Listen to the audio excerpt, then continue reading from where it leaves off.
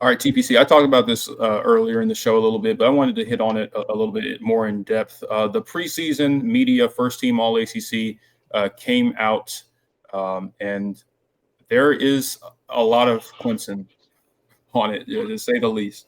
Um, I'm going to pull it up here, but a whopping how many players? 11 players made the media's preseason first team All ACC, with Klubnik also being the ACC preseason player of the year. Um, what do you kind of glean from that? I'm going to put it up on the screen here real quick if Okay. StreamYard wants to cooperate with me. Um,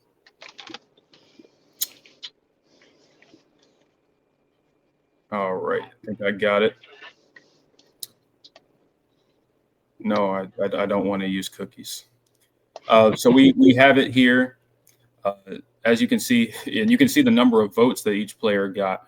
But offensively, uh, Clemson has, of course, quarterback Klubnik, Antonio Williams, Bryant Wesco Jr., Blake Miller, Walker Parks, and Ryan Linthicum on the first team offense. And then on defense, you've got TJ Parker, you've got Peter Woods, you've got Wade Woodaz, Sammy Brown, Avion Terrell.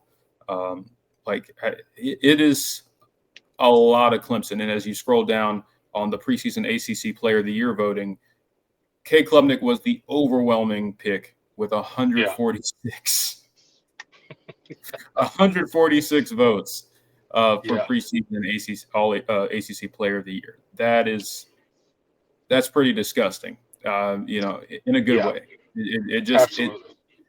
it speaks to what this team and what this group actually has in terms of known commodities. I think that goes a long way. I mean, when you have a team that's been built largely through high school recruiting, pretty much almost exclusively through high school recruiting, and you took the lumps you did the past couple of years playing the most true freshmen in the country, but when you have that kind of build up, this is kind of the results you get. You Yeah. know, And it's really it's interesting because I don't know if people have seen it, but Mark Rogers did an interview with Phil Steele on his channel, and it was a great interview. Talking about the magazine and how he puts it together and all the work and stuff that goes into it. And then they previewed and talked about a couple teams, and Clemson was one of those teams. And what Phil Steele was really saying was these teams that are homegrown.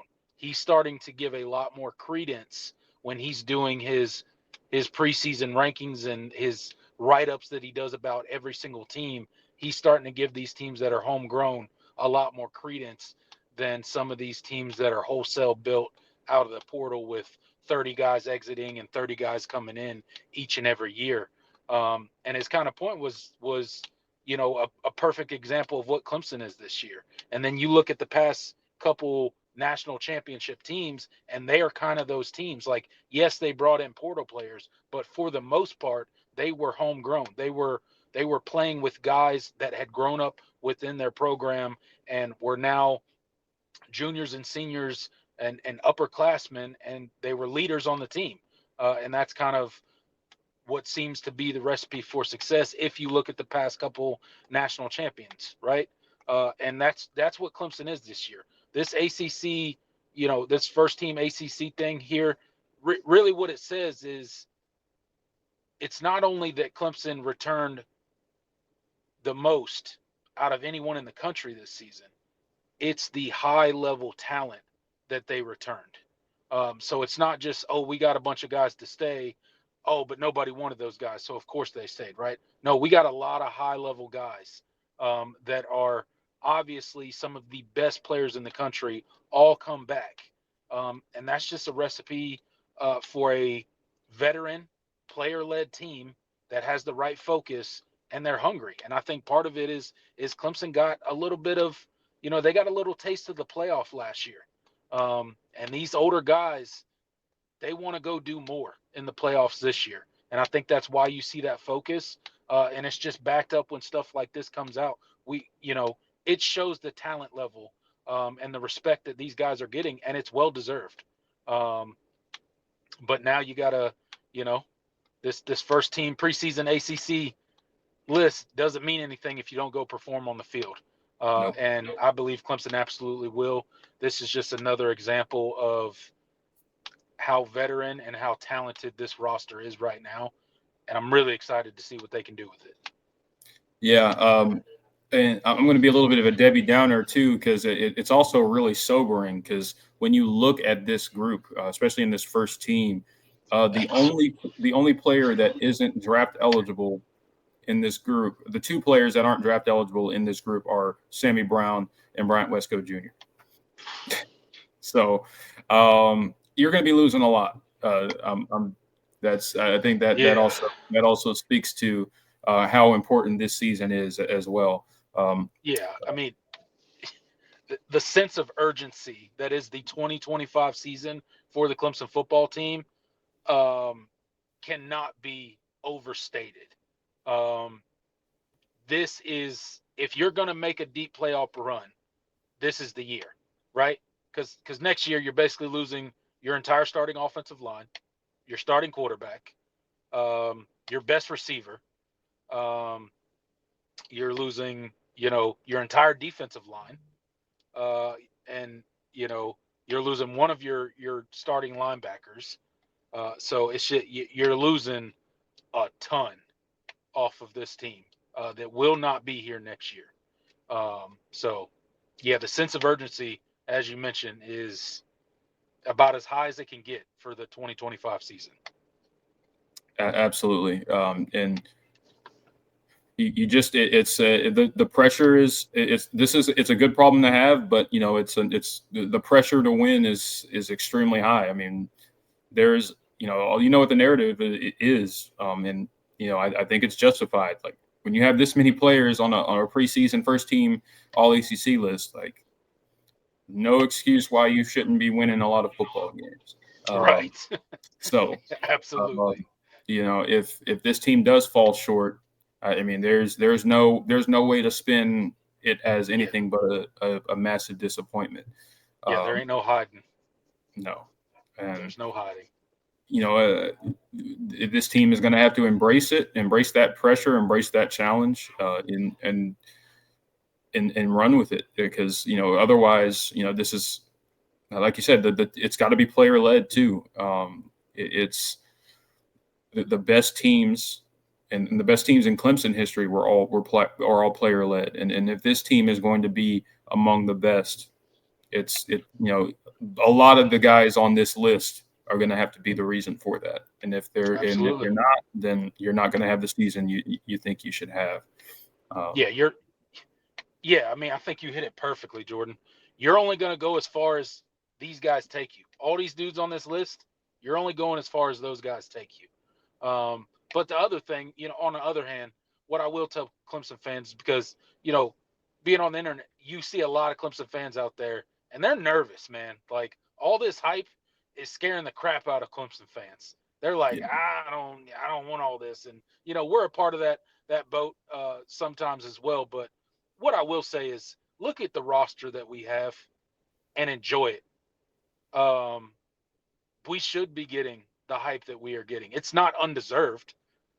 Now, you can't let it get, the players can't let it get to a point where, you start, reading your own press clippings and feeling yourself and not doing the things that you need to do week to week to perform at the highest level. But with that said, look at the leaders on this list as well. I don't think they're going to let that happen. You think Klubnik's gonna sit there and be like, oh, well, I didn't listen to him last year when they told me I was the worst quarterback in college football, but I'm going to listen to him this year when they're telling me I'm the best quarterback in college football, right? Yeah. I think he's made it. I think these leaders on this team are made of the right stuff, and I don't think they're going to, just like he didn't listen to it last year, I don't think he listens to it this year.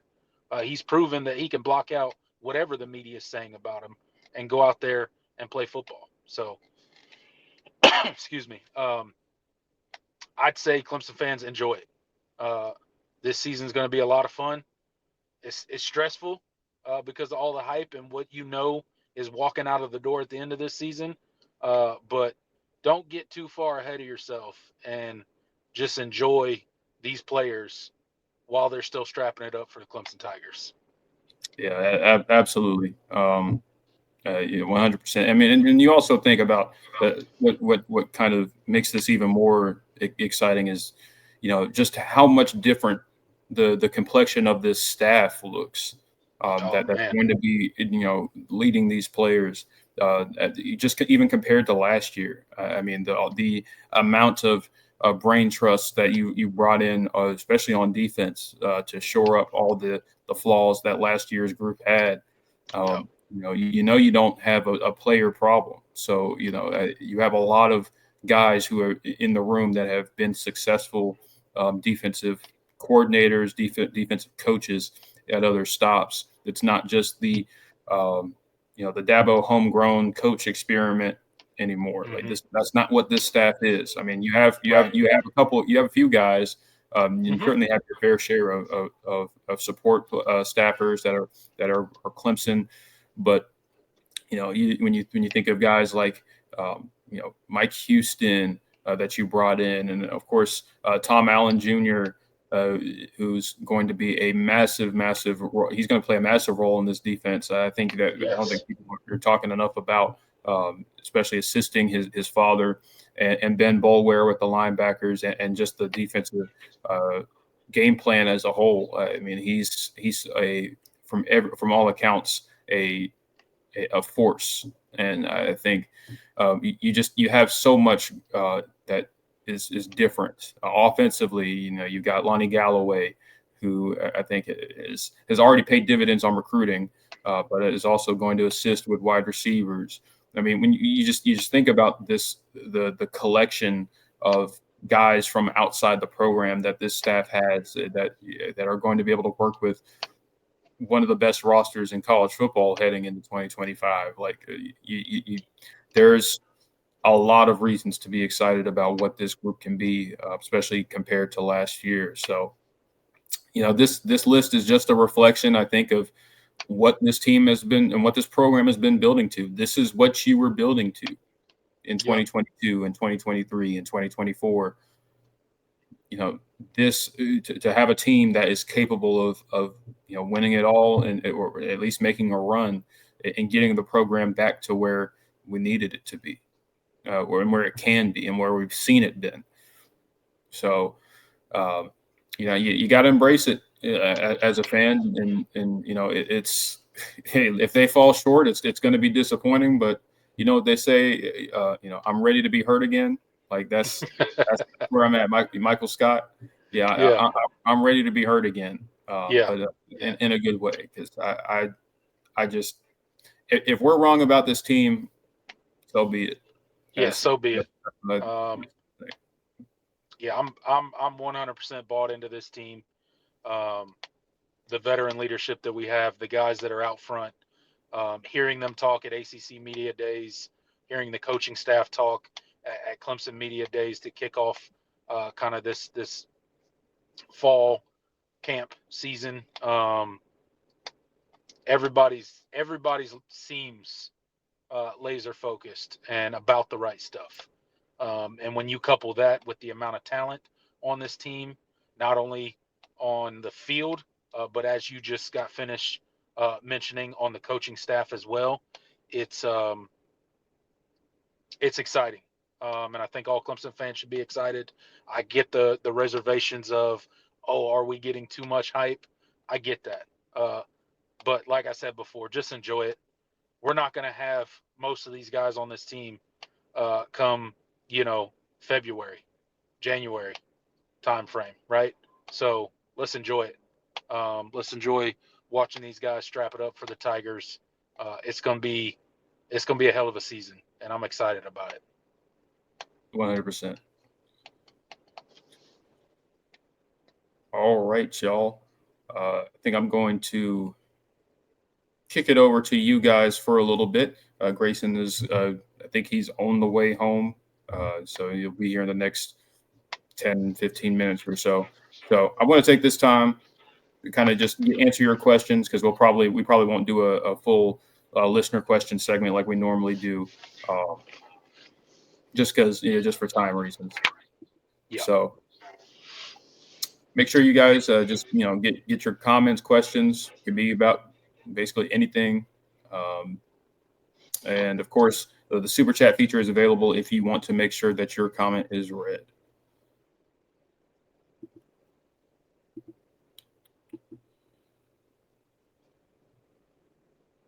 Let's see.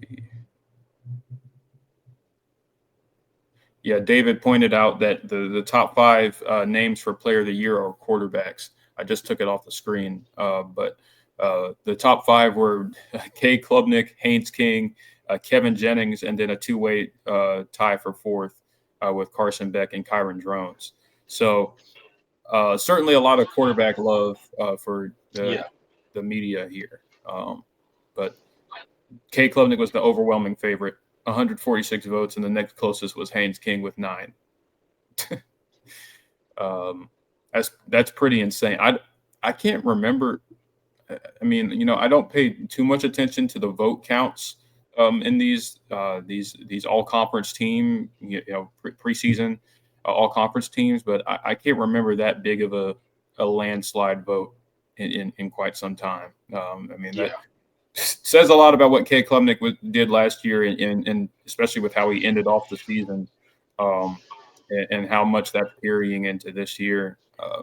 And it's exciting, but that's the pressure. You're the senior quarterback that's been developing in the system now for a 3rd year, and he's going to be expected to be one of the top quarterbacks in the 2026 NFL draft. I mean, there's a lot riding on K. Klubnik this year, and so absolutely, he managed the pressure well last year, but it's going to be a different story this year. Like you said, he went into last year with people counting him out, and there being a pressure to perform from that standpoint. But now there's pressure to perform because everyone is saying how great he is at this point. Right. It's a different kind of pressure. So if he manages it the same way, you expect him to be that player that we think he can be in 2025. So yeah, but yeah, lots of quarterback love, and that's kind of the thing with these media polls, and kind of why you have to take some of them with a grain of salt, because not all of them watch ball. Like it's very, a lot of them will take the easy way out and pick the quarterbacks. So, but I do think it is a reflection of how much proven commodities that Clemson has on this team, and what they've been building to.